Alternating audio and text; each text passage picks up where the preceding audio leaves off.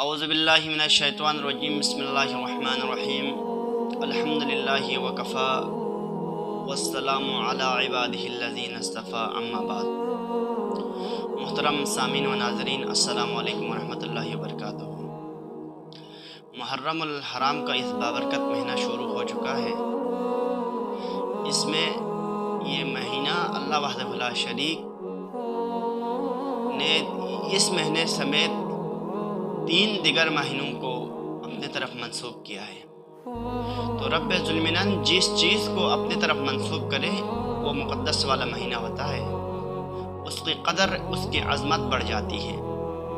تو جب اللہ وحدہ لا شریک نے کعبۃ اللہ کو جب اپنے طرف منسوب کیا تو آپ کعبۃ اللہ کو دیکھیں کہ اس کی ڈیکوریشن دوسرے عمارتوں سے خاص نہیں ہے۔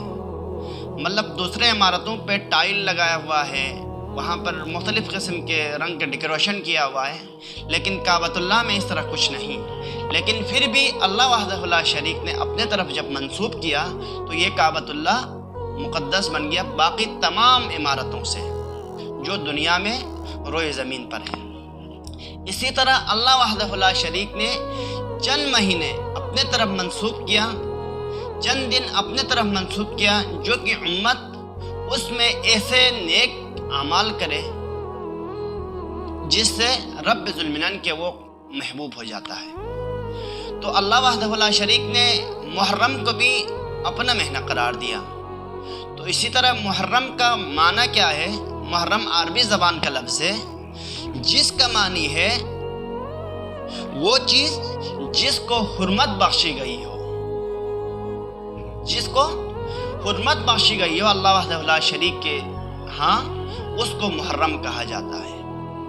تو اسی طرح اس محرم الحرام میں انسان کو چند ایسے نیک اعمال کرنا چاہیے۔ انسان اس میں آپ دیکھیں واقعہ کربلا سمیت جتنے بھی اسلام میں بڑے بڑے واقعات رونما ہوا ہے محرم الحرام کے مہینے میں ہوا ہے۔ تو حضرت امام حسین علیہ السلام نے کربلا معلیٰ میں بھی یہ درس دیا کہ محرم الحرام کے فلسفہ کیا ہے۔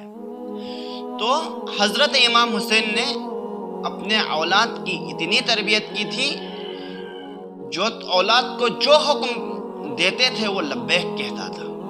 تو اسی طرح اپنے اولاد کو اس محرم الحرام میں یا اس کے علاوہ بھی 3 چیزیں حضرت رسول خدا صلی اللہ علیہ وآلہ وسلم کی ایک حدیث مبارکہ بیان کرتا ہوں، اسی کے ضمن میں محرم الحرام میں اپنی اولاد کو ان 3 چیزوں کا آپ تعلیم دیں۔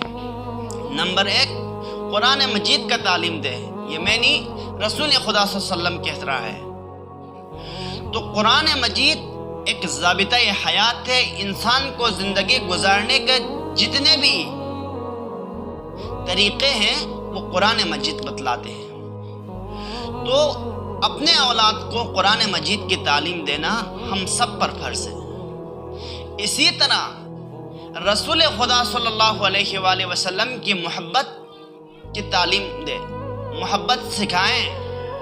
جب رسول اکرم صلی اللہ علیہ وآلہ وسلم وضو فرما رہے تھے تو صحابہ اکرام آپ صلی اللہ علیہ وآلہ وسلم کی وضو کے جو پانی زمین پہ گر رہے تھے اس کو زمین پر گرنے نہیں دیا، اپنے چلوں میں اٹھایا، اور کوئی پیتا ہے تو کوئی اپنے چہروں پر، اپنے سینوں پر مالش کرتا ہے۔ رسول خدا صلی اللہ علیہ وسلم نے ان سے مخاطب ہو کر سوال کیا، صحابہ اکرام آپ یہ کیا حرکت کر رہے ہیں؟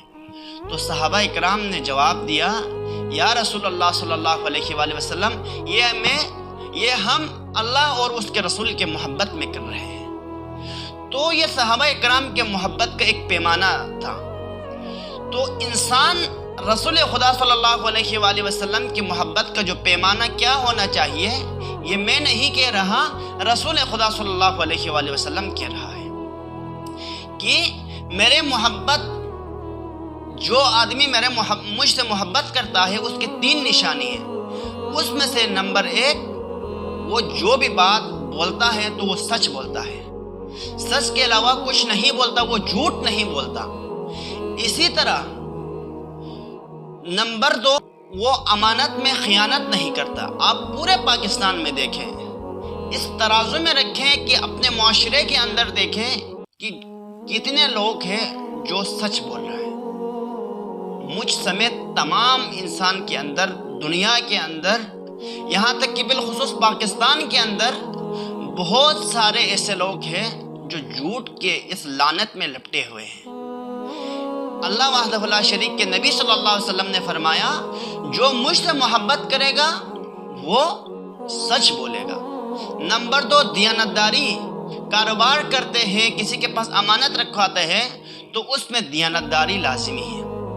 نمبر 3، اپنے پڑوسیوں سے حسن سلوک کرنا، اچھا برتاؤ کرنا، یہ رسول خدا صلی اللہ علیہ وآلہ وسلم کی محبت کی نشانی ہے۔ آج ہمارے معاشرے کے اندر دیکھیں تو ہم یہ بولتے ہیں کوئی ہمیں سلام کرے گا تو ہم اس سے سلام کرے گا، کوئی ہمارے ساتھ اچھا کرے گا تو ہم ان کے ساتھ اچھا کریں گے، تو ہم یہ سوچتے ہیں، لیکن یہ غلط ہے۔ یک طرفہ اس کے ساتھ حسن سلوک کرنا چاہیے کہ انسان کو اگر وہ آپ کے ساتھ برا کرے تب بھی آپ نے اس کے ساتھ اچھا سلوک کرنا ہے، کیونکہ یہ نبی کریم صلی اللہ علیہ وآلہ وسلم کے محبت انسان کے دل میں ہونے کا ثبوت ہے۔ تو یہ رسول خدا صلی اللہ علیہ وسلم نے فرمایا کہ میری محبت کا پیمانہ میرے وضو کے پانی پینا نہیں ہے، میرے 2-3 دن میلاد منانا نہیں ہے، بلکہ سالوں سال میرے فضائل اور مناقب کے ساتھ ساتھ ان چیزوں کے اوپر آپ نے عمل درآمد کرنا ہے، تب ہی میرے محبت کے آپ دعوے دار بن جاؤ گے۔ نمبر 3، جو اپنے اولاد کو تعلیم دینا ہے وہ ہے اہل البیت کے محبت۔ غدیر خم کے موقع پر حضرت رسول خدا صلی اللہ علیہ وآلہ وسلم نے لوگوں کو تعلیم دی، اے لوگوں میں تم لوگوں کے درمیان 2 باری چیز چھوڑ کے جا رہا ہوں، اس میں سے ایک اہل البیت ہے، دوسری نمبر پر قرآن مجید ہے۔ آج دنیا میں ہم دیکھیں تو کوئی اہل بیت کے ساتھ محبت کرتے ہیں لیکن قرآن کے ساتھ اس کا لگاؤ نہیں ہے، کوئی قرآن کے ساتھ زیادہ لگاؤ ہے، اہل بیت کے ساتھ نہیں۔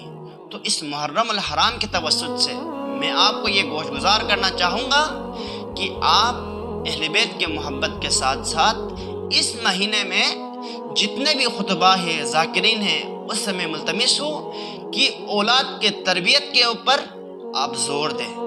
معاشرے کے اندر جتنے بھی برائی سرزد ہو رہے ہیں ان کے اوپر آپ بیان کریں، اصلاح معاشرہ بیان کریں۔